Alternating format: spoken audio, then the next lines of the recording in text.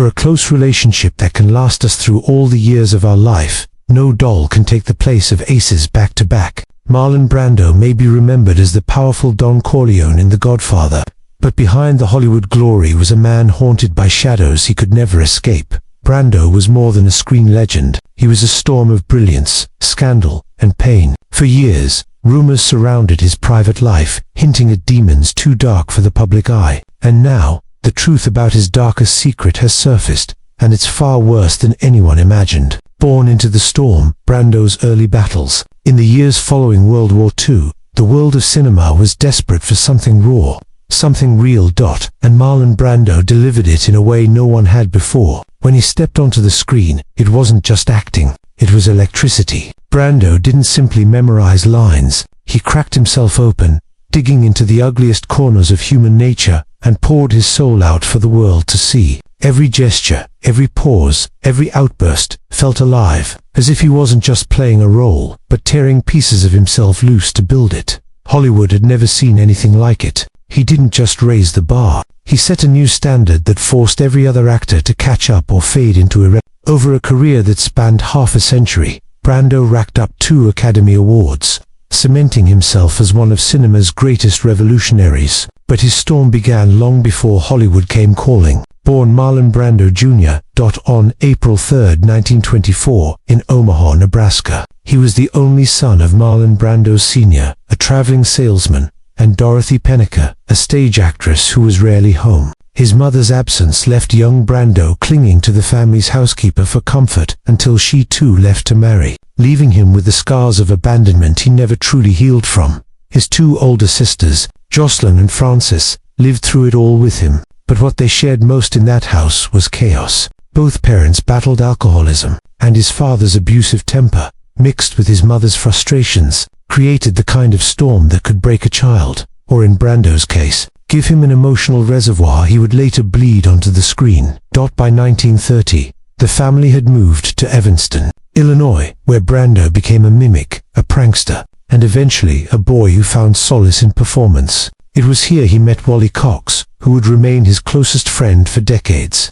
But stability never lasted long in the Brando household. His parents separated in 1936, dragging him and his sisters to Santa Ana, California, only for the couple to reconcile 2 years later. Brando's father then bought a farmhouse in Illinois, where Marlon tried to balance school, sports, and drama. He thrived on the stage but failed at nearly everything else, eventually repeating a year and getting expelled in 1941 for his endless misbehavior. His father, tired of his antics, shipped him off to Shattuck Military Academy, the same school he had once attended. There, Brando shone in acting once again, but couldn't outrun his defiance. In 1943, after clashing with an officer during maneuvers, he was placed on probation. When he broke the rules again, sneaking into town, the faculty voted to expel him. Students thought it was too harsh, but Brando had made up his mind. He wasn't going back. Instead, he walked away from school altogether. What followed was a period of drift. He worked as a ditch digger, a grueling job his father arranged,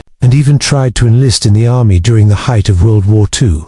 But a routine physical exposed an old football injury from Shattuck, a bad knee that left him officially unfit for service, with no war to fight and no plan to cling to. Brando turned toward the only thing that ever made sense: acting. Following in his sister's footsteps, he moved to New York and enrolled at the American Theater Wing Professional School, part of the dramatic workshop at the New School, under the eye of German director Erwin Pass. His sister Jocelyn remembered that Marlon stumbled into acting after performing in a school play, realizing it was the first thing he truly enjoyed.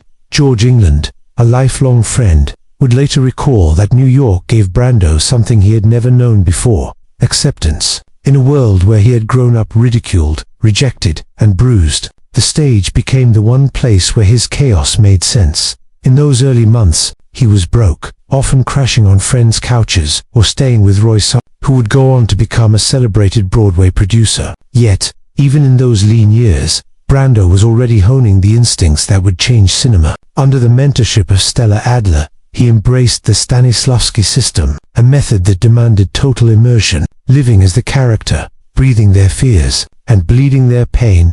Adler often recalled an exercise where she asked her students to act like chickens while imagining a nuclear bomb about to drop. Most flapped around wildly, but Brando sat down and pretended to lay an egg. When Adler asked why, his response was simple: "I'm a chicken. What do I know about bombs?" That authenticity, the refusal to perform for the sake of performance, would define him forever. Despite being branded a method actor, Brando despised Lee Strasberg, the man often credited with championing the technique in America. He dismissed Strasberg as a fraud, an ambitious man who exploited actors for his own gain. Brando insisted he learned from Adler and later from director Elia Kazan, not from Strasberg, whose cult-like following baffled him. He admitted to dropping by the actor's studio, but not for Strasberg's so-called wisdom. He went for Kazan's lessons, and as Brando confessed with typical bluntness, because there were plenty of attractive women there. What Brando built wasn't just technique, it was a revolution.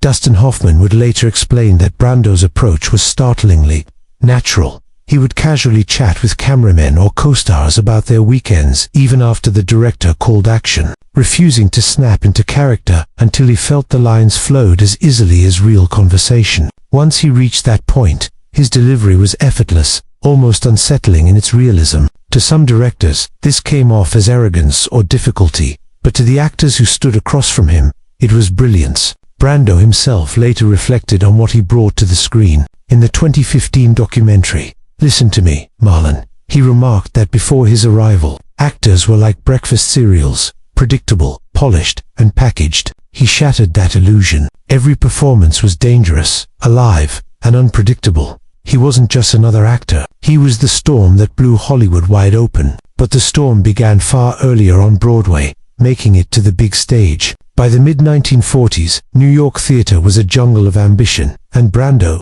fresh from his training at the New School, was a restless animal tearing through it. He tested his Stanislavski training in summer stock, bringing an intensity that dazzled and infuriated in equal measure. He could set the Bleacher stage on fire one night and sabotage himself the next. It was classic Brando, brilliant and reckless in the same breath. In 1944, his talent finally pushed him onto Broadway with I Remember Mama. Critics whispered about the raw newcomer who didn't look like he was acting at all. The whispers turned to roars with Truckline Cafe, where Brando embodied a broken veteran with such force that even though the play flopped, the New York drama critics crowned him most promising young actor. But for every door he opened, Brando slammed another. Alfred Lunt tried to groom him for Oh Mistress Mine, only for Brando to blow the audition by refusing to read his lines properly. He shrugged it off as if greatness would come to him regardless. And in truth, it did. By 1946, he was already standing in A Flag Is Born,